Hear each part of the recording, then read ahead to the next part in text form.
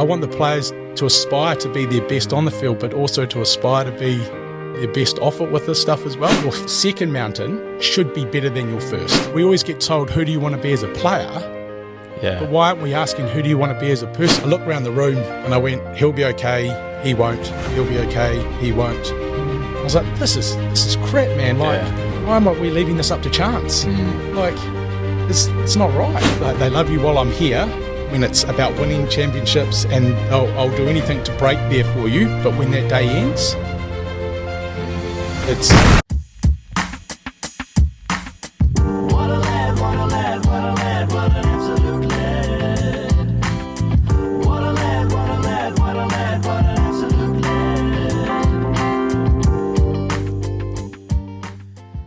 What a lad. Well, I'm loving how this podcast has sort of grown into a platform for people to share their insights and help others in similar positions. And I'm very grateful to have a true lad on today. He is keen to help players change their mindset around life after sport. Throughout his career, the self-acclaimed white battler played for plenty of teams along the way, including Manawatu, Wellington, Hawke's Bay, Canterbury, and in Super Rugby, he played for the Hurricanes, the Rebels, the Highlanders, and the Crusaders. He is a true legend of New Zealand rugby. It is one of the greats. Ged Robinson, welcome, mate. Thanks, mate. I think all the boys say I'm always interested to know how you're going to do that, eh? It probably takes up the whole podcast to say what teams I play for. Geez, you played for a few, eh? Yeah, mate. Well, you don't go out to do it like that, eh? But you've got to find a contract too, right? Like, you've got to chase the money and where it is. So, yeah.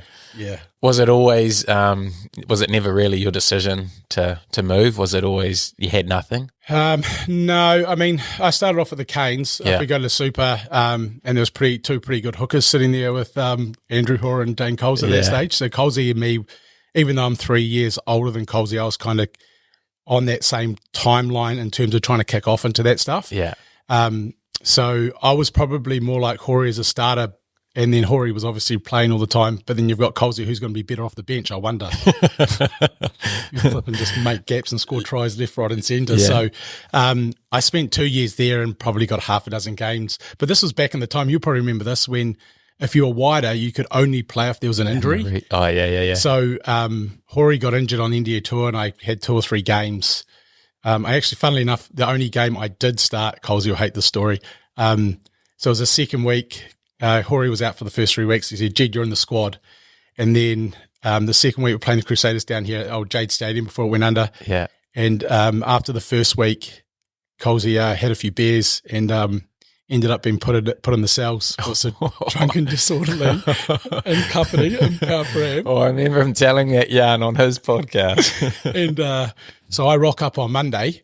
So there's only 3 of us. And then they go, Colesy's not allowed to play this week. He's been banned for a week for his behaviour. So Ged, you're starting against Crusaders. So I've played 10 minutes of Super Rugby. Yeah. You're starting against Crusaders, and we've got no other hooker in the squad. So you had to go 80. So they said, mate, Jake Allison, Jake's going to practice his throwing this week, and you're going 80. And I was like, you can see it, mate. And this is like when the Crusaders, this is Thorny, McCaw, EC, like everyone. And I was like, oh, shit. You're ready. But knowing Colesy, he probably did that on purpose because he's such a lad. He'd always give guys an opportunity. I remember he did it for Lawrence Corlett when he didn't get an opportunity. David Hall, same thing. True. Yeah, man. Yeah. So deliberately spend the night in the cells for you. Yeah, so, mate, I went 80. But that was my only start and only really time I played. But I, looking back on it, played the best game I've probably played. But I got to play 82, so I really got into it. Yeah. And then over the next year or so, I only played 2 or 3 games, and then the Rebels kicked off.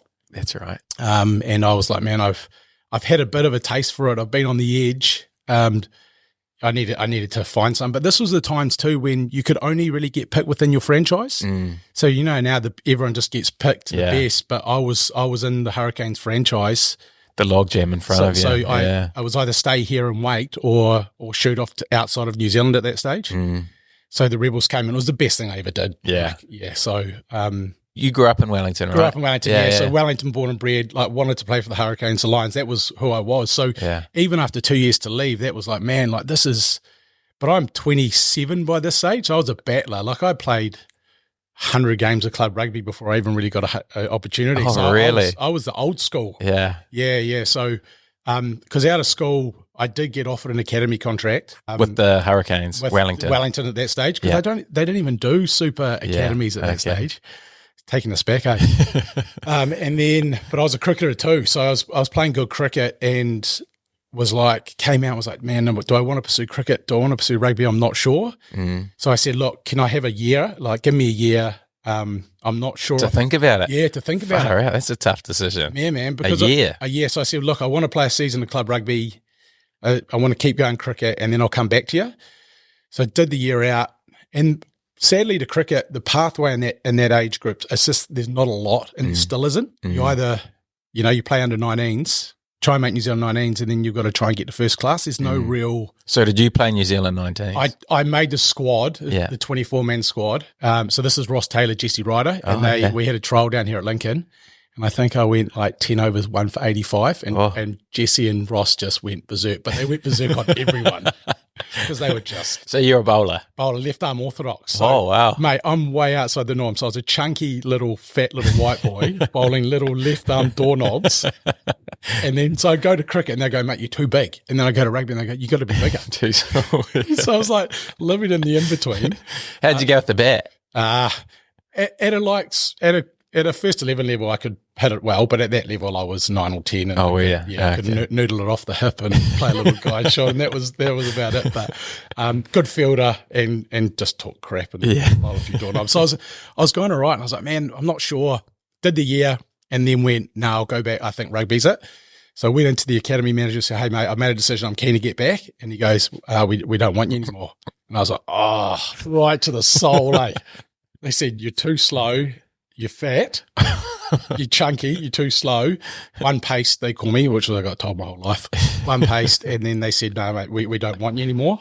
And I just was like, oh, what have I done? Yeah. Did you try and go back to cricket at this point? Well, I was still playing cricket, but I don't know. This is partly what we'll talk about as we go on. I think I had a framework in my mind when anyone told me I wasn't good. I was like, I always kind of wanted to prove them wrong, but I used that kind of anger or sadness to go, okay, I'm going to get better because I want to prove you wrong. And I was still a battler. Like I wasn't like Colsey. I didn't have this. I had the fundamentals of an old school hooker. I was like Shane. I was just all about effort. Yeah. And that was me really. And then so I was like, oh, no, okay, I'll go train. I'll start training and like really put it in, because this was the problem when I look back on it was, I wasn't all in on cricket and I wasn't all in on rugby. So I was just kind of the in-between. Yeah. So how did I expect to get better in either of them if I wasn't really fully committing to either? Yeah. What would you have done differently there, committed to one, when you got that academy opportunity? I don't know. At that time, at that time I was like, man, I should have taken it the year before. But again, I don't know if I'd be even here talking to you right now unless I did that year. Yeah. To fuel me to go, all right, I can still do this. Like I can prove you wrong. Yeah. And then that kind of gave me a little chip on the shoulder and then I trained better that year and then did well the end of the year. And then they come back to me. So this is almost 3 years out now. They go, oh no, Ged, now we want you. I was like, oh sweet. Okay, I'm in now. And that was you self-driving all of that? Self-driving all of that. Yeah. So yeah, like we know, right, in terms of like the high performance, if you're not driven, like if you're not willing to put it in, it's not going to happen. Yeah. And I was always going to be that effort drive guy over anything else because I waddled. I had this like waddle. I ran terribly. Everyone was like, the coaches would come up after 10 minutes and, Ged, you look like you played 80 minutes. And I'd be like, oh no, I just waddle. That's me running fresh. Yeah, it is. I had this waddle and I was like, do I have a short leg? And like, no, you don't have a short leg. You just waddle. Yeah. So that kind of fueled me. So then, yeah, if we go back to the Hurricanes, kind of worked that way through, battled in, played really well in that one Crusaders game, and then effectively that got me the contract in Rebels, that one game the year before. So I'd heard, so they had Adam Fryer was their kind of marquee signing for the Rebels at that stage. Yeah. But he was on the outer, and I reckon he signed for money more than playing, and he blew us back out. Oh, yeah. So it must have getting towards the end of that Wellington Lions season, and then they were just looking for another hooker. And then they said, I found out later on that they went to Chrono. So the coach knew, the Fords coach, Mark Bakewell, knew Chrono well and said, who's the best hooker in New Zealand that's not signed? Yeah. And he said, well, it's Ged, because I was the last one left. Yeah. So I got a 1 year deal at the Rebels. So I was like, mate, I can't. Yeah. Do I stay here at the Hurricanes behind Colsey and Horry, or do I go to the Rebels? Yeah. On a 1 year deal, 100% I'm going. Like, I've got to see what I got.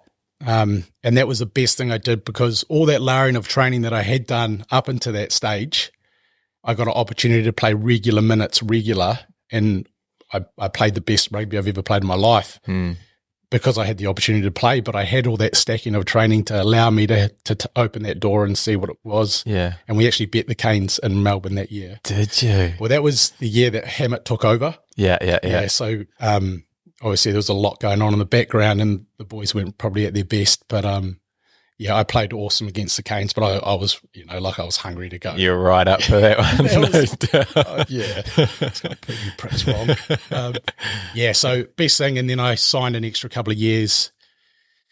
So I had 3 years and was playing all the time and earning better money there than I would here, and was like, and then I got into a decision, I've done really well here for 3 years, and now Kevi Mealamu and Hori are coming towards the end. So this is coming up to 215 World Cup. And I'm 30 though. So I'm like, shit, do I come back and like see if I can really have a dig at this for the 214 season, see if I can potentially be an All Black? Because I would have, even though that was my dream, I was like, I don't know if even though I wanted to be there, but after playing 3 years and going, shit, I'm actually going all right. If I do this in New Zealand, I could be in the mix, I reckon. And this is another long story, ended up at the Highlanders. So Hori retired, depends how you look at it, with Jamie Joe after their 213 year when they signed everyone in and then they came last. Yeah. So we played the Highlanders in the last game of that 213 season. And then I get the old Jamie Joe, Jamie Joe stories. So he flicks me an email, goes, Ged, I can even say how he wrote it in the email. Ged, we're playing catch up for a coffee, like, oh yeah, okay, Jamie, because I had Jamie at the line, so I knew what was coming. Yeah. And he sat down and goes, yeah, Hori's going to retire, or we're going to make him retire, depends how you look at it. Keen to have you next year. Yeah. What do you reckon? And I was like, oh yeah, I'm interested. Could you, with Jamie, man, like this big guy in front of you, I'm 30 though, like I'm like, and I know, and I'm like, oh yeah, so I'd kind of keep it close to my chest. Like, yeah, mate, I'm pretty keen, pretty interested. And I'd signed back with Hawke's Bay coming back. Oh yeah. I tried to go to the Lions, but they were all ready. So came back to there, and then so as the season went on, he kept emailing saying, yeah, mate, we're just signing you. We're just sorting out the Hori stuff. We're going to sign you. I was like, shit, this is taking a bit more time than I thought. Yeah. And it got to like the day before the cutoff date, and he flicks me an email and goes, oh, mate, sorry, mate, we're out of salary cap money. We can't sign you anymore. And I was like, and he just sent me an email too, and I was dark. Oh, true. Because everyone else was signed up. Like, he had verbally told me 3 or 4 times, mate, you got it. We just got to sort it out. And then he goes, oh, but we can take you on wider. And I'm like, mate, like I've just left $200,000 a year at the Rebels to come home for this, and you want to give me a 40 grand contract at wider? And I was like, so that took a bit, but I had to take it. Like, oh, you took it? Well, I had no. Rebels wouldn't take you back. Well, funnily enough, the day before I was supposed to drive down for preseason training, shit, no one knows this, I got a call from the Rebels going, mate, would you come back? Like, yeah, I was probably going to be captain leadership group. Like, it was a big call to come back. Yeah. Really good money. But it's like, I had to keep thinking back, what was my boyhood dream? Why was I here? I wanted to be an All Black, right? Did the Wallabies ever cross your mind? Because obviously it would have been 3 years at that point too, I played like 3 minutes for the Junior All Blacks. Oh, yeah. So, again, that 2009 year when I played that one game for the Crusaders, Colin Cooper was coach. Yeah. And then he was New Zealand Juniors coach at that stage. And then there was about 27 hooker injuries. So I got the call up against Fiji and played 2 minutes off the bench. And got capped. So, but, I mean, it might have been different going over. I was New Zealand is who I am. Yeah. I don't even think, and everyone's got their different reasons. I would have said no. Even if they said yes. I was in probably talk for Australia A, the ones that didn't know that I played, but I would have said no. I don't think I could play against the All Blacks. Yeah. So I came back, and then the Rebels called me the day before I was supposed to go down to the Highlanders, and they were like, "Mate, come back. We'll give you 150K. Come back." And I was like, 40K, 150K. Doing the maths, it's a bit better. Just I had a baby of 9 months old. Yeah. Wife had moved back. You know the story, mate. And I was like, but why am I here? It's not actually about the money. It is, but it's not. Was your wife loving Melbourne? She loved Melbourne, but we had just had when we were in Melbourne, we had no kids. Yeah. So it's different. And then we come back to Dunedin, and then we'd had our son. And I was like, what do we do? I think. But again, we spoke about it, and I was like, why did we come back in the first place? You came back here to chase your dream. What's money for that? Yeah. So I was like, okay. But the biggest problem for me was I held on to that angst with Jamie a lot for that whole season. Like I was pretty dark at him. I never let him know that at the time because I wanted to play. But it probably affected me because I was really angry at him, angry at how it went down, and that probably sat with my values. Just felt like it could have been done a lot different, even if you had just called me and told me the situation. Yeah. So, and then that year, I actually played all right. Liam Coltman was going pretty well too, and this is the year before Ash Dixon came down. So probably started 5 or 6 games and went all right, but not enough to be an All Black. And then when did you know that? Like, when did you know the World Cup dream was over? I mean, that was a 2014 year, and I went all right, and I still thought if I could play regularly, but my body was probably starting to tell me I was getting to it. I'm 31 now. And then I played all right against the Crusaders that year for the Landers. And you love the Crusade. You love playing against the Crusaders. Well, everyone does that, right? Like, you've got it. Like, that's the pinnacle. We still are, right? Yeah. You know it from the inside now. From the outside, we got to go. Like, this is it. And then Thorny was playing for the Landers at that stage, and Flinney was leaving. Just had Flinney on. So then Thorny kind of rung here and said, hey, this guy's not bad. He'd probably be good to come up here with Flinney leaving. So that kind of started that conversation to come here. So you can see why I moved. I didn't move because I wanted, I wanted to stay at the Landers because they got the culture right, but I found it really hard because of what had happened with Jamie. So I almost, in spite of myself, said, I'm not playing for you anymore in my head. Yeah. And didn't pursue that. But then Dicko was coming too. And look what Dicko's done at the Highlanders and where he was going. So it's easy for me to say if I stayed there, I would have played. But yeah, Ash was unbelievable and the leader he became down there and who he was. So it's always easy for me to say, so came here and Cody was kicking off really. So I came here wanting to play and then realised pretty soon that I was only here as cover. How did you know that? Just a different turn of pace, was it? Well, Cody was that year. He kind of was just coming it it was him and Benny Fennell's turn. But when I had spoke to them, I said, look, I'm only coming if it's all on for all of us. Like I'm not coming here just to be your cover. But I was, so I was probably dark again. So I was like, just tell me the truth, man. Like,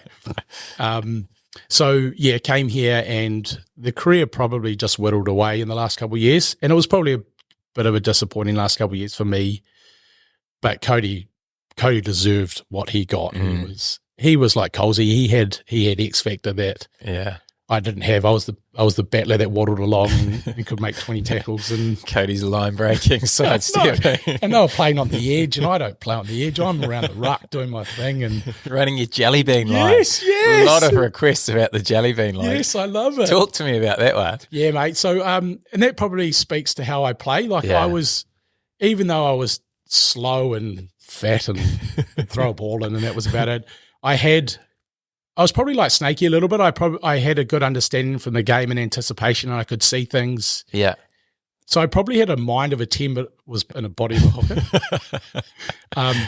So at the Rebels, because I was playing regularly, I started seeing shapes of defense and what was going on, and we played a lot of off 9. And I was going, mate, there's this with vision, everyone's looking up and your head on a swivel, we were talking about look up straight. But there's this peripheral bit around when you're on the D, especially when you're around the ruck, where you've got to watch 9 and you've got to watch first runner. So you can't see out the side, right out the side of your eye. Yeah. And I was like, well, what if I just ran flat across the D line and they can't actually see me? Yeah. And I was like, oh, yeah, okay. So then we started practicing at training pre-season, and we actually played Canes in the pre-season. I scored 2 tries off it, and I was like, man, this is me. This is going to be my trademark. So many people are telling me like, yeah. So then, so I always said it's the undefendable line. Yeah. And then everyone cracked up. I was like, no, it's not. It's true. And then, so when I played for the Landers, I scored against the Crusaders for it, and this just became my line. Yeah. But then after a while, everyone knew that that's where I just stood. Yeah. So, so I'd waddle along on the line and then just kind of do a little banana or jelly bean in, and then just pop the ball to me and score. Yeah. So that just kind of became my trademark, and Sort of gone out of the game since you left. yeah, no, it's my thing. Yeah, I'm back coaching at Burnside, so I'm trying to bring it back. But it's a gutsy line because you're almost offside, and and you've got to get your halfbacks online. But yeah, that kind of became my little jelly bean trademark. I do remember it. I do remember it well. So then, what was next for you after the Crusaders? Yeah, so ended 2016. Knew that last contract was I was going into retirement. Did you ever look at Japan or overseas or? I did, but the problem was Japan at that stage didn't take any front rowers. Yeah. So it's only just changed in probably the last 5 or 6 years. Yeah. So even when I was retiring, Jake Ellison, who's a good mate of mine, he had to go back to flanker to go to Japan. Yeah. So he changed. He was a loose head prop and used to play flanker, and then he signed as a flanker that could play prop just so he could get his money and get over there. So they didn't take anyone, but I lost. If I was going to go, the best time was after the Rebels because I was playing regularly. People could see I was playing. My worth was up, but I came back and then played 7 games over 3 years starting, and so I kind of got out of, and then the body started getting a few neck issues and pain down my arm, and old Deb gave me you got an X-ray and said, how long are you playing for, Ged? And I was like, I'm probably retiring at the end of the year. She goes, probably a good thing. So the writing was on the wall, but probably the other thing, as you know, is my mindset had changed probably towards the end, and I hate to think back on it, but I probably had stopped trying to be my best towards the end. I was there because I'd signed, but I wasn't playing. I knew it was coming towards the end, and then the body started breaking down. But I think the body started breaking down because I wasn't fully 100% into trying to be my best anymore. And I don't like saying it because it wasn't who I was as a person. But looking back on that last part, I was probably not taking a paycheck, but I was just doing enough to get by. Interesting point around like mentally checking out before you physically, like everyone talks about, your body, you're slowing down now, you're past your 30s, but you see guys well into their late 30s who obviously still mentally are switched on around everything, whereas I was like you, I believe. I had a dodgy hip, but mentally started finding it really hard, and you just see everything deteriorate pretty quickly, eh? Yeah, and that probably taught me a little bit about the mindset and stuff, and what we'll talk about soon around how we structure it. And it's actually called positive aging, would you believe? So, like we had, in rugby terms, you hit 30, you're an old bugger. Yeah. Everyone's like, mate, you're old, you're 30. And then so you start living into this, I'm 30, I'm almost done. Yeah. And then I could see the transition in my mind, and that started actually playing out in the body. So then retired. And if you look back on my career, I would have been said that I was actively ready for after rugby. When did that start for you? Probably I really started honing down when I was here. Yeah. So the last 2 years, because I knew what was coming. I had 2 years to kind of get ready. Yeah. But even pre that, I actively used my PD time. Like if we did promos, I was the one that got up and talked because I was the guy that could talk, and I kind of actively tried to partner with people doing work. Yeah. So I was probably not a poster boy, but I was one that would go, Jib will be sweet. Yeah. Yeah. Because he's good and he knows who he is. And And you do it. I was just talking to Matt Todd in the coach's office before, and you had a lot of like side hustles too, didn't you? Like lots of different businesses and tried all sorts of different things. And that will talk. Yeah. So, but I was searching. Yeah. I was searching for what was next for me without understanding who I was and what really drove me. So I ended up starting a food truck up after I retired. That was one of them. I love food. I love food. So, and I always make pizzas for the boys. Oh man, I should kick off a pizza truck. And I had a mate who had a cafe over in Papanui, and he's like, oh, I chuck the pizza truck out front. So I did some numbers. Oh, I could do this. Yeah. But again, it was, and I had it for 5 years, but it came a little side catering gig, and it was really good for me. It taught me heaps about small business. Got to go into heaps of people's houses when they were having parties and at their best and enjoying themselves, and I made pizzas for them. Again, I was searching for something without really having, as you spoke about with Hugh, around that self-awareness. I didn't really have an understanding, because I was sad. I was sad that I had finished, but I didn't know why. I knew I wasn't sad that I wasn't playing anymore, but I couldn't decide if I was sad because I didn't have a job, or I didn't know what my next purpose was. Or so I was kind of like wading through. And my wife is a GP, but she wasn't. She was training to be a GP, so we knew when I was retiring that she needed to be through her training by the time we had finished, because that if we didn't have her working, I didn't know what I was doing, what I was going to earn. I'm not from Christchurch. We're staying here. If I went back to Wellington, I probably would have picked up something, because that was where my support network was. Yeah. So the last couple of years of me playing, it was pretty challenging because she was doing all her study, and we had 2 kids. So she was trying to get all the GP done so she could be a GP when we finished, which was hard for her as well, and doing all the study. So the day that I crossed over and retired, she kind of took over and became the breadwinner in the house, and was doing 2 or 3 days a week. And then I was trying to find the next thing. Yeah. So I started up a little lapel, trying to sell lapels with people. I have a bit of an entrepreneurial mind, but I was like, what?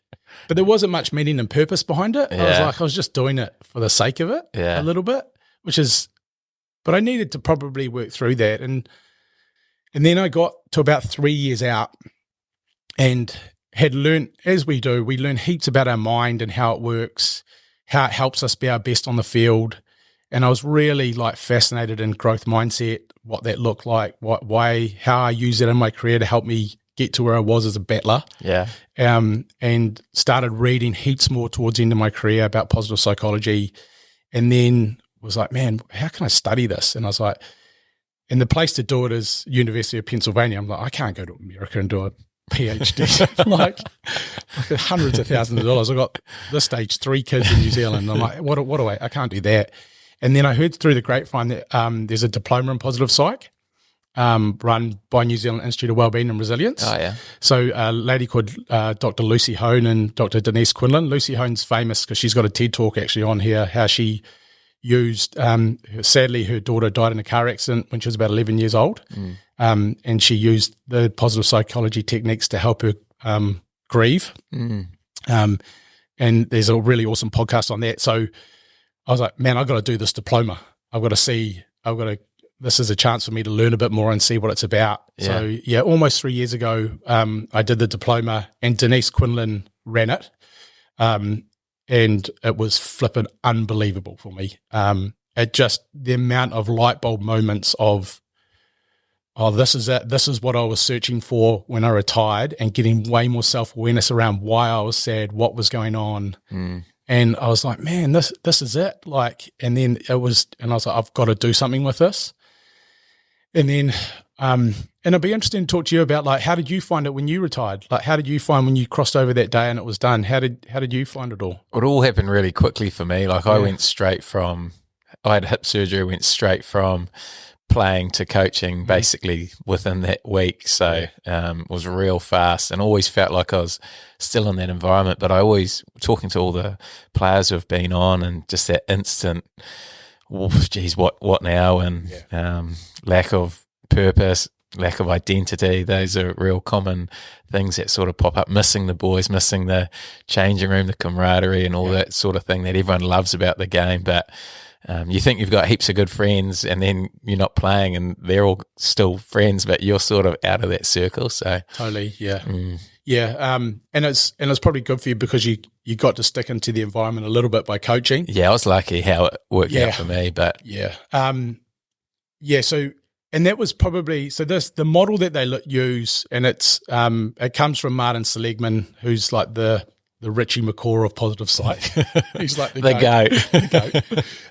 And it's around, and it's similar to Timmy's around. There's 5 key areas they talk about, and then there's another one, vitality, which is kind of add on. It's called the PERMA model. And the 5 key areas, the first one's around positive emotion. Yeah. So if we look when we're playing, how much positive emotion do we have at training? We play games, the laughter, the humor, the enjoyment, playing regularly. Like positive emotion is here all the time. And you don't realize what guys don't realize, and this is a self-awareness piece, a whole heap of what happens in a sporting environment or a rugby team is actually really quality well-being stuff. But we do it because we need it for high performance. Yeah. But it's actually high performing in terms of flourishing in life as well. Yeah. Because the thing is about positive emotion, it's not saying we need to be in positive emotion all the time, but resilient people don't get stuck in one emotion. So they don't get sad or glum all the time and just get stuck there. They can come out of it. And so if we have a bad game and we're a bit sad or glum or we get injured, but then we come to training and we're back into the next phase of what we've got to do because we've got a goal to get to. We're having, mini team games. We're having lunches together. Yeah. So that's actually doing all the positive emotion for us, but we don't realize at the time it's making us feel good because of that. Yeah. And then the next one around it, the PERMA model, is engagement. So engagement means how much you're engaged in what you're doing on a day-to-day.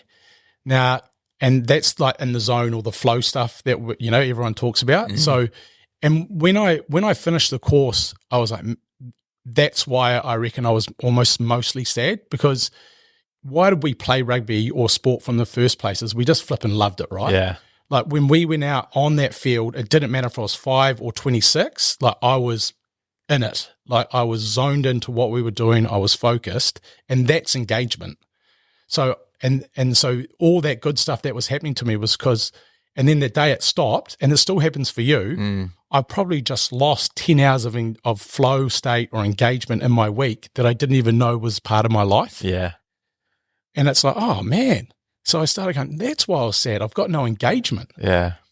And then the next one's the R's, relationships. So you talked about it before, the inner circle, the boys' relationships. And what we know now, what they know is around anyone that thrives or flourishes in life, the number one predictor is the amount of quality relationships and connections they have. Interesting. That is the number one. So we go, day one, I said, hey guys, I'm retired. The next day I'm gone. All that relationship or connection is pretty much gone. It's done. Yeah. So you go back to your support networks with your family and that. So there is some of that, but I've just lost a whole chunk of it. How do you stop that? Yeah, so it's a good question. So the key things is one, having an understanding, then that's going to be really important. So when that day goes, so before we get to that stage, I would love to be meeting with everyone and going, what does your support network look like when you do retire? Instead of saying, do you retire? How are you going? Oh, they've got a family. They're okay. Yeah.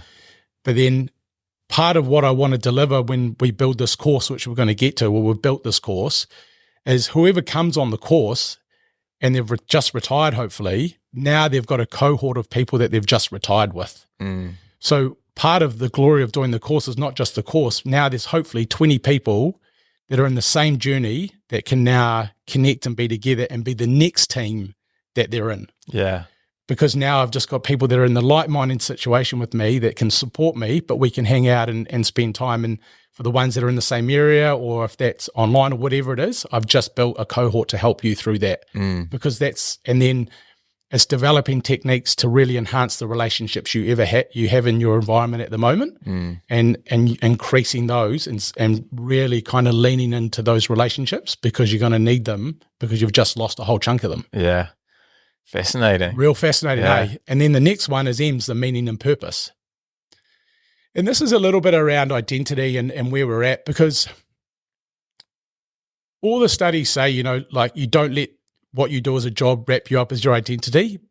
But I kind of call bullshit on that a little bit, because when we're trying to be our best in high-performing environments and we are all in, like we speak about, you can't not be wrapped up in that. Yeah. Like you can't not say that I'm trying to be an All Black. I love this. This is who I am. Yeah. So it's hard to unpack that when you retire and say, I'm not that anymore. but it's getting an understanding more about who you are as a person. So you know how like we always learn in rugby, you know, I have a real good understanding on what type of player I am. But if I asked you what type of person are you, could you answer that? It's a lot tougher, isn't it? Way tougher, eh? So what values do you live by? Who do you want to be as a person? We always get told, who do you want to be as a player? Yeah. But why aren't we asking, who do you want to be as a person? Because they're both the same thing. Yeah. So now if you ask me, I'm a man that wants to have kindness for people, that wants to always grow and have the love of learning, wants to have some joy and humor in my life. And those are my values. And I exuded a lot of those while I was playing, but I had never, and I didn't have an understanding that's why I was doing those, because that's who I was. Yeah. So I was the culture guy, right? Yeah. I was the guy that always sorted out the team games because I loved it. But I was also the guy, if someone was injured, I would go and sit beside them because I wanted to be kind to them. Yeah. Because I could see that they were struggling. And like at the Rebels, if a new guy came into the team, because we were playing in Melbourne, they always had to fly in from Sydney. So I was the one that went and picked them up from the airport. Yeah. That wasn't my job. I was a player. Yeah. But I knew, oh man, that guy's coming over. He's going to be struggling. Yeah. Like this is a new environment. Why didn't one of us, a player, go and pick him up? Because that's going to make him feel better. And then he's going to have more of a chance to be better for us on the field. Instead, they get a taxi to pick him up, chuck him in a hotel next to the park by himself. Yeah. Like, you can't do that. Yeah. But I couldn't figure out why I was thinking that and then no one else was. You're a lad. Yeah. And that's the thing is, so like when Scotty Fergustaller came over, so me and Scotty were mates, and Jace Woodward, they had signed. I'd been at the Rebels for 2 years. They signed. And I was like, mate, come live with me. Like spend the first time, get yourself sorted. But I did that because I was kind and I cared about them and I knew that would help them because I had struggled when I got over there. Yeah. And it's common sense when you look back on it. Yeah. Yeah. So the meaning and purpose thing is the more awareness we can get about who we are and our values and who we want to be. So it took me 5 years of retiring to figure out that my mission in life now is to help people on their mission. As simple as that. So if you come to me and say, Ged, man, I want to be the best person can be, I'm like, mate, I'm with you. How can I help? Because that's my meaning and purpose, and I'm helping you now. Yeah. And that if that's mentoring kids that want to be their best, and that's some of the job I do now. It can be in any realm, but if you're coming to me and say, I want to be my best at sport or in life, I'm here to help you. That's my mission. And that's kind of with the charity that we've started up with Better Man. It's around helping men be their best. And I want to help you on that journey. And then the last one's accomplishment. So that's the A. Yeah. So what do we do in a rugby environment? We're always trying to accomplish a goal or be our best individually or as a team. So I have a goal. I want to make the Wellington Lions, the Hurricanes, be an All Black. I want to win that trophy. So we're accomplishing stuff. In the gym, I'm getting a better score. I want to get my bench up. Like we are living with having a goal, hitting it, keep going, having a goal, hitting it. So this PERMA model that's actually about flourishing in life is what we live with in a rugby environment. Yeah, without even knowing. Without even knowing it. So most of the time, people are at their best in that environment because all those things are getting ticked off and they don't even know it. But then they retire. Most of it's gone. Yeah. So everyone's like, oh, what's next? But we're so high performing in our career. Why can't we be like that when we finish? And it's changing our mindset about it, right? Because I don't know what you thought. Did you, and I suppose with you changing straight to coaching, it was a little bit different. But my mindset was, I've made my most money. I've conquered that mountain, and that's the best. It's gone. The best of what I've done is gone. Yeah. I was a little bit like that. But I was a little bit like you as well in the fact that people would always tell me you'll be fine after rugby because I'd always be really engaged in the PD sessions. I'd always do my own stuff. And I was always aware of the end point, and I always thought it would come probably sooner than it did, and I never really thought I'd get as far as I did. So I was always preparing for it. But, how it did work out for me, I was very fortunate. But, it is tough. It's such a tough one because you can't really do stuff. I know you did your pizza company, but it's pretty hard to set something up while you're still playing because playing's full time. You know, you can't. You're all in. You can't really try and grow a business. Like you can, but it's going to be very half-assed, and it's a good way to learn and try and do things, but you can't like go full or all into what you want to set up. Totally agree, because you have to be single focused to be our best in that environment. So people are always like, why aren't you doing more? I was like, well, they've got to be single focused though. They have to focus on what this is, because we're going to war. Like this is what we're doing without the death. But that's the mentality. Like, unless you're in it, it's hard to explain to people. It's not like that. Yeah.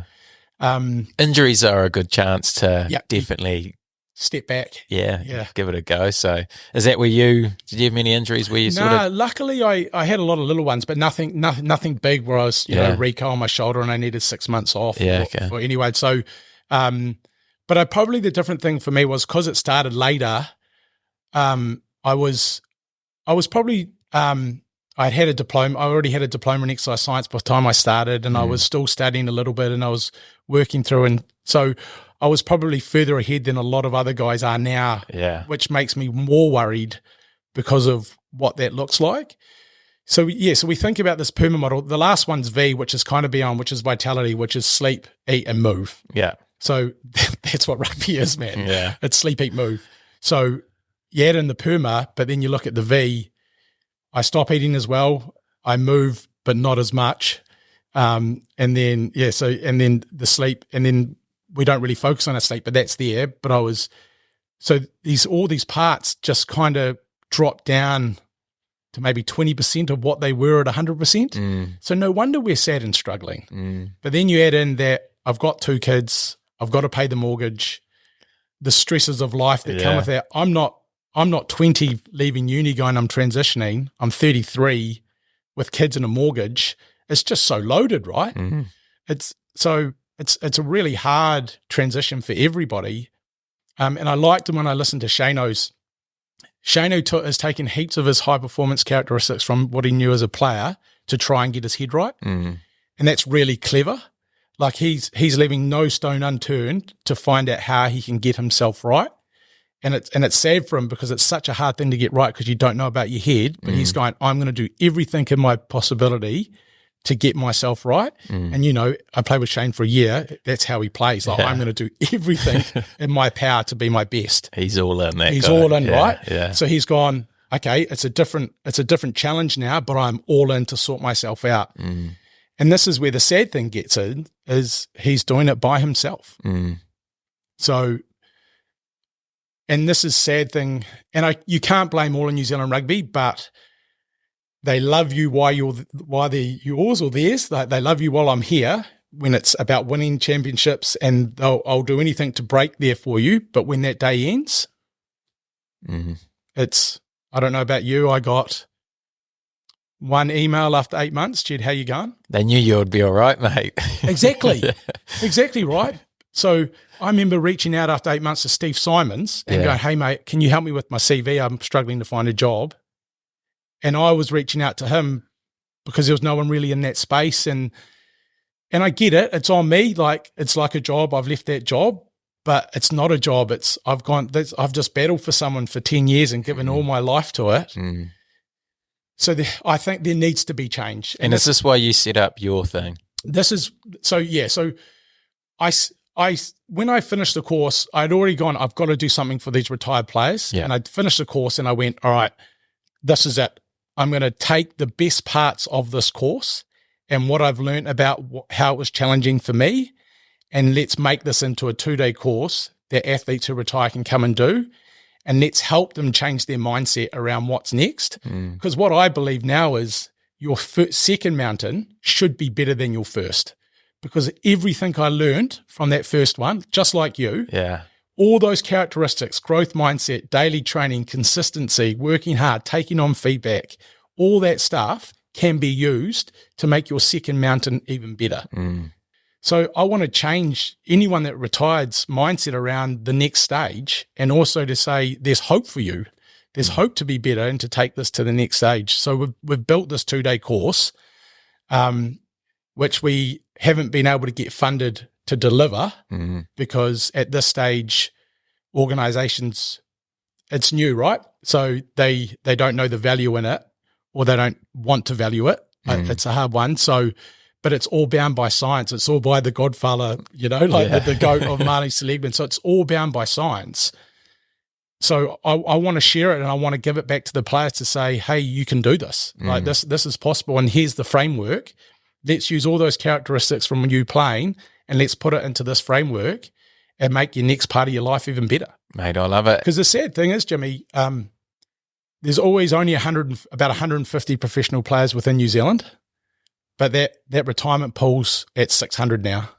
So that pool of 150 is staying the same, but this pool is getting bigger and bigger and bigger and bigger. And what we know is about 1 in 5 of that group will have some sort of mental health challenge, dependency on drug, gambling, alcohol. That's at the bottom of the cliff. But what about all the ones in the middle where I sat as well? So I wasn't at that end, but this is going to help anyone in that kind of continuum to kind of come out and be better. But so effectively, we just look at rugby players, there's 150 of those that are really struggling or have really, really struggled, and they're not getting the support they need. It's crazy, eh? Sad. It's sad because they loved us while we were there. Yeah.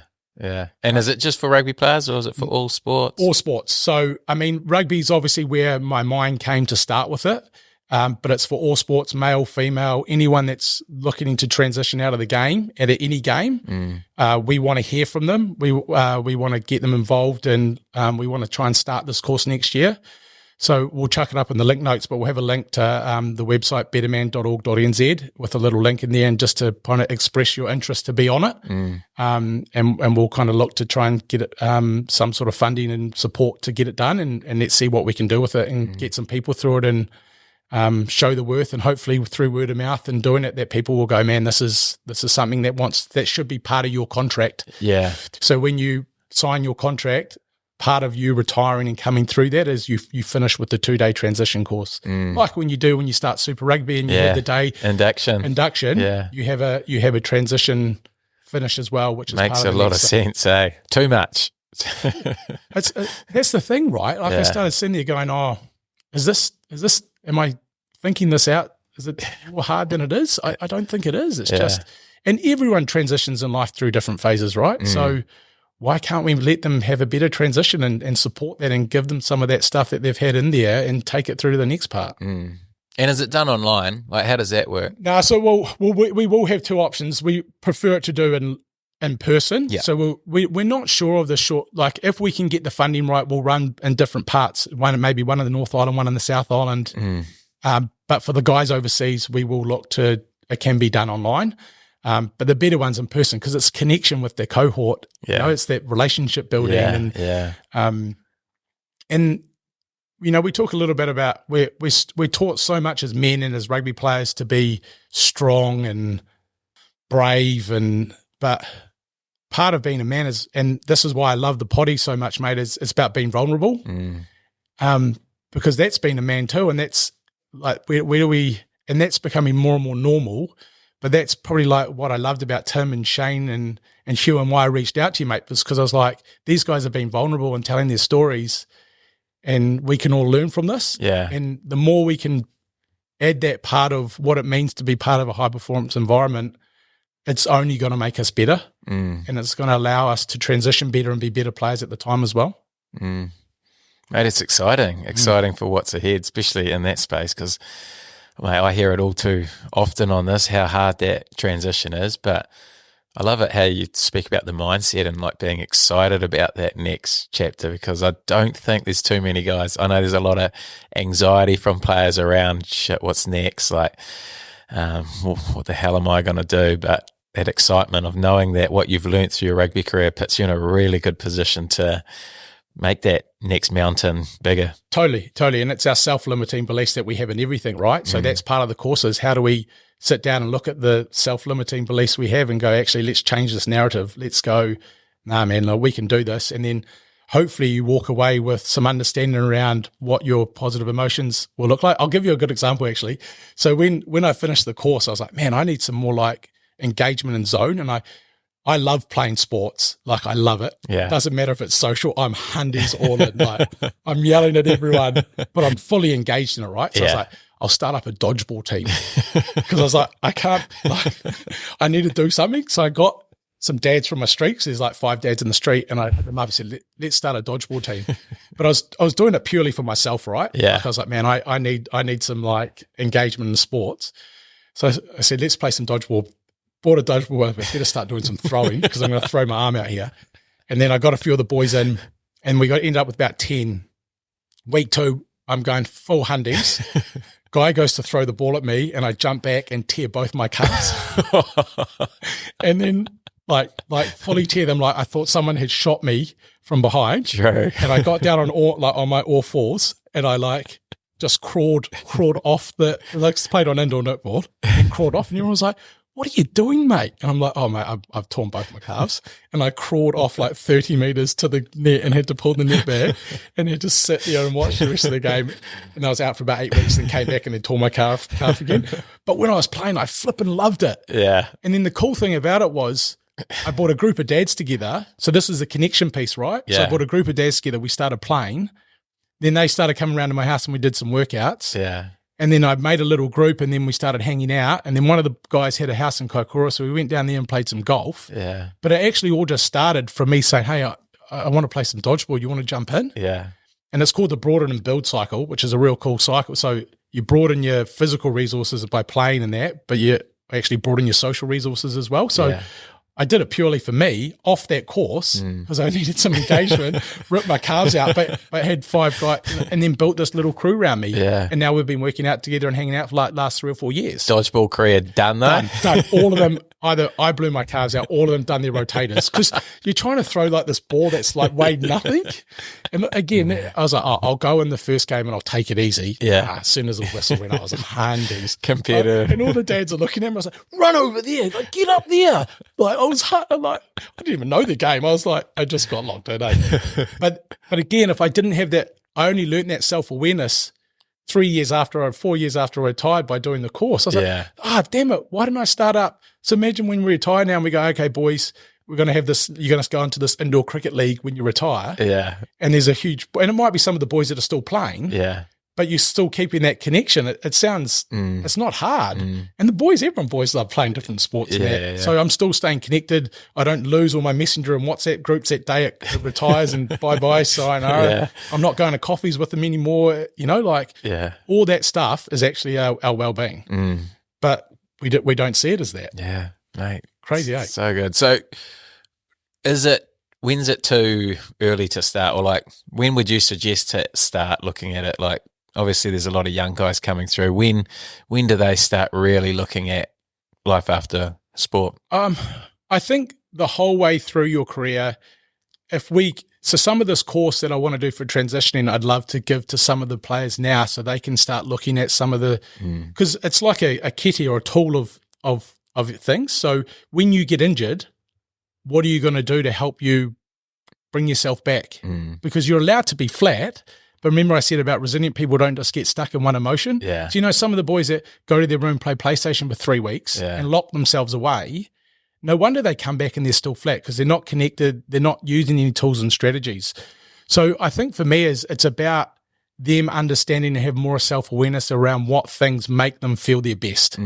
So if they can learn that the whole way through, but we also need to change our narrative around, like I'd love you to ask the boys to sit down and do and they've done a little bit about personality, the old dots that everyone talks about, but I'd love them to sit down more and go, and I don't know if you've heard the deathbed letter or the retirement letter. So when you retire, what do you, if an article went in the paper, what would you want it to say? Because now you start unpacking what their actual values are. They're not going to say, I want to be an All Black. They might say that. One paste. Yeah, one paste, waddler. But the thing is, what I'm most proud about when I look back on my career is actually the person I became.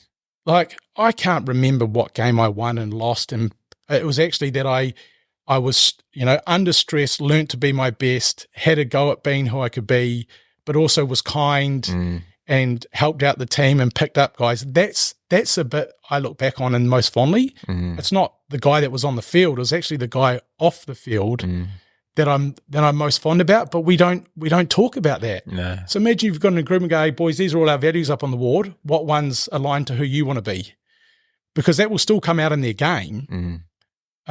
So it's probably teaching them some of this stuff along the way. So when they do retire, they've got this whole kind of toolbox already ready to take them into the next bit. They're allowed to be sad. They've just finished their career that they're all wrapped up in. But there is a whole lot more that they can use to help them bounce back and go into that next phase.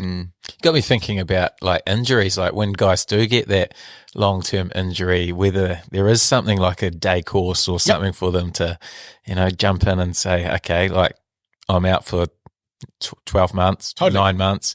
Let's start looking, planning for this next chapter. Yeah, and then and that's the thing, like the more we can embed, the old IPP, like individual performance plan for the people that don't know, like this gold, like green, red, orange, whatever they want to use. But imagine if that IPP had a lot more around. So this is what you need to do technically and tactically. What are you doing to be resilient off field? So, and another good example is I remember with Jamie Joe when I was at the Lions, I fractured my eye socket. Jeremy Thrush need me in my own team. Absolute grub. Thrush, he need me. And then, fractured my eye socket. I was out for 6 weeks or something. And then he rang me up and goes, sorry, mate, being nice. And he goes, go home, have a roast with the family, mate. And I did that. And it was actually him. That's actually a really good tool. Yeah. So love food.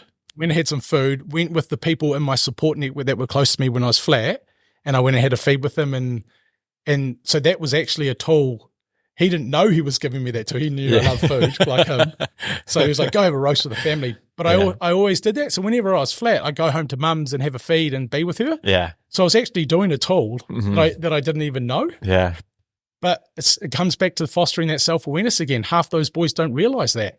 They go in their room and do, like lock themselves away, and how do we bring them in? And I think I remember hearing about you, like you went straight in when you're injured and you want to help coaching. So you're actually using a tool. You're going, how can I help the team? These are my values. I love the team. I love who they are. So I can't do it this way, but I can do it this way. So I'm going to come in and step in and help out. And that's, like you got a few awards at the Canes for who, like the person you were. Do you look back fondly on those awards? Like when you... Yeah, more than anything really. Like I'm with you, like it was like games are games at the end of the day, but you always remember the people, the people that they were, the tours, the laughs, all that sort of thing. Like you do remember parts of games, like the guys who like really put their body on the line for you. You remember those guys, but it was all about what sort of person they were, So it's funny, And that's so like when I look now, like I love looking at Artie Severe, like Artie, but I love the way he plays, but I love the person he is, and how he interacts. Like I was watching the thing when Fozzie was they were going through that, and he was the one who rung him up and said, "Hey mate, like this is a player doing this." I was like, "Far out, this guy's awesome!" Like he's seen through all the shit and gone, "I care about this man. I want to look after him." But we don't open a light to that enough. We kind of go, it's always like he's this brutal guy on the field, which he flipping is.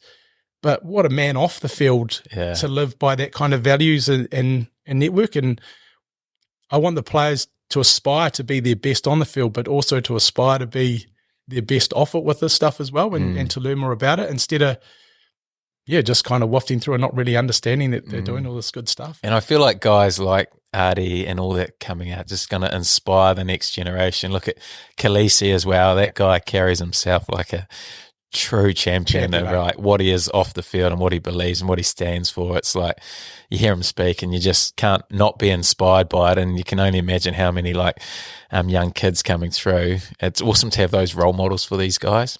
Totally agree, and they're shining a light on a different scent, which we haven't in the past. Yeah, and probably as you know, and the hard thing about this is, and a lot of people will look at or listen and go, "Oh, all these All Blacks will be okay. They've got lots of money." Yeah, but that's only the top 40. Yeah, like I retired and had half a house paid off, which is way above everyone else. Yeah, and that's it. Like, I probably averaged $120,000 a year or something over my career, and it got me enough to, which I'm purely grateful for, that to have a house. But then I still had a mortgage and 3 kids at that stage, and that's it. I wasn't in that top 40. Yeah, There's only 40 of those. The other 110 are battling away. Yeah. So it's such a different variance. And what about the ones that only just get to the NPC level? Like, what about them? Yeah, yeah. Or the ones that bail out from academy and they're done. Like, there are so many layers to this, and everybody needs it in different ways, but they all need it. And I'll shout out to Colsey here, but I'd love to Colsey to do it. I think it would be awesome for Colsey. There you go. Yeah, Free pass to Dane Coles. There you to go, start. mate. Colsey. Well, he's decided to go to Japan and make millions of dollars in the last 4 months anyway. I loved it when I saw him on thing. And they said, "Oh, you know, the wife said do it." Of course, the wife said do it, mate. It's only 4 more months. Like, yeah, but yeah, so like that, and that's what I think when I sat there and I looked around the room when I was retiring, and I don't know if you're the same. I looked around the room and I went, "He'll be okay. He won't. He'll be okay. He won't." And I was like, "This is crap, man. Like, this is why am we leaving this up to chance? Like, it's not right." Yeah. And we only hear about the stories in the papers, and you know, like Bill, and it's flipping sad, man. And they're the 1 in 5 that I spoke about. And so there's a whole lot up there, and there's a whole lot in the middle that needs support too. And we can do something about it. Mate, you're doing good things. So, Thanks, mate. Thanks. It's been a while. It's a journey to get here, right? Yeah. Like, again, I wish I found the course earlier, but I don't know if I'd be here either if it didn't take 3 or 4 years to me to wade through all that stuff to go, come on, we can, you know, like this is it. And I'm lucky now because Denise, Quinlan, and Lucy are kind of my mentors now. So I've stepped out of that environment into this incredible environment, and these 2 people to kind of support me, along with Wellbeing Works, which is a company that's part of them. A lady called Kim Tay who's helped me develop the course. So it's using my experiences as a player, the understanding I've learned from the diploma, but then using experts to go, okay, how do we bring this all together? And have a crack and see what it can do and help people. Yeah, mate, looking forward to the Waterlad effect taking over from here. We've seen it with Tim Bateman's books, Cody's Eclipse. Now, past players course. Come on, Waterlad. Yeah. Do your thing. Anyway, we've gone to our questions. Got a few goodies here. We'll see. We've got through a few of them actually, but how many times did Jamie Joseph say "no good" to me? To him, no good and bread and butter. So bread and butter was his down and ups. Man, the amount of times he told me no good. I still remember a time when I got injured on the ground and we were doing a drill. Yeah, and he said no good to me, and he just moved the drill like I was quite injured. The physio came and he just kind of pushed me onto the ground and walked over there. And another time we were doing lifting training. This was Wellington Beast days. Yeah. I had no mouth guard at the end of training. And we're doing lifting, and the lock's going to jump, and he's uppercutted me and knocked my front tooth out. Oh, shit. And I Thrashy again. No, I wish it was. Knocked my tooth out. And he's looked at me and said, "Come on, mate." And I'm on the ground trying to find my front tooth. And he's like, "You're no good to me." And I walked off trying to find my tooth and had to go to the dentist. Ruthless. Oh, he was ruthless. Oh, he is. Okay, next one. Would love to get his thoughts on his cricket coaching career, specifically making year 9s cry because they couldn't catch a high ball. Who said that one through? When I retired, when I was about 18 or 19, I coached the Wellington under-13 cricket side. Yeah. And I remember going out there and I got golf balls and all sorts, and I was just, because they're all scared of catching the ball. And I was like, okay, we'll go for an hour here. And I was just smashing the ball and they're all catching. I was like, do it again. I was probably channeling a bit of Jamie Joe when I was 18, eh? Been inspired. Okay, next one. Was he really convinced that he had the best bacon and egg pie at the Marist Albion Pie Comp 2017? 100% I did. Like, because I backed my baking and that as well from the pizza stuff. So they did. I coached there in 2017. They do a bacon and egg competition. Yeah. And they gave me third. It was bullcrap. I think it was just because I was head coach, eh? Like, I got shafted. I definitely had the best one, eh? Free range eggs. I went the whole range, eh? The whole lot. Okay. Next one, what was your thoughts on the move Apple? Obviously, we heard about the Apple move on Danny Cipriani's one. 15-man pick and go. Yeah, I have to give this part to Sippers. They like it. We did joke about it a lot. What are we doing? Like, Rod talked lots about changing the game. We're going to change the game. And then this Apple slice move came out. But probably the difference between us and Danny, we didn't front the coach in front of everyone. We kind of did. It's my first year. I was doing what I told. Yeah, you would have been all for a pick and go. Get a jelly bean line in there. I set up 2 tries from the slice from it in the end. It took about 3 years, but I was doing what I was told, mate. I was trying to get a contract and stay there. I wasn't being suckers. Fair enough. Okay, last one. Best piece of advice for a Woodlad listener. I mean, I probably spoke about it as I think we've got to think differently about how we are as people, and it's not about what we do, it's about who we are, and it's deep. But I'd love us to think more about who we want to be as people and exude those values more, and the rest take care of itself. You know, when you meet people, you always go, "Hey, mate, what do you do?" Yeah. Imagine if we start asking, "Hey, mate, who do you want to be? Like, what kind of makes you who you are, and where you from?" And that's the Multi-Pacific is awesome with that. You're always asking, you know, where you're from, and they want to connect to you as a person instead of just what I do as a job. Yeah. So it's diving into that stuff more about what your values are, what's your meaning and purpose, and trying to really live by that. Mate, love it. What a way to finish. Come Jeez, on. What a podcast. Come on, the Woodlad Effect. Get this thing humming. But, mate, really appreciate you coming on, reaching out. And, mate, that was some unreal stuff there that you've shared. And I know such a big part of the game. So hopefully there's someone out there who's got something out of it and they're keen to come over and jump on the course and get a real experience. Thanks, Jimmy. And I want to say again, mate, like I said in the email, it doesn't sit lightly with me that you're giving guys opportunities to be vulnerable and to tell their story. And I know you probably didn't set out with Timmy when he started kind of unleash this lock of, oh man, what's next? But appreciate you having the ability to do it for us. And mate, you're doing it on this end with the consistency and driving it and allowing us to kind of showcase what people can do. So appreciate it, mate. Mate, appreciate you. You're a lad.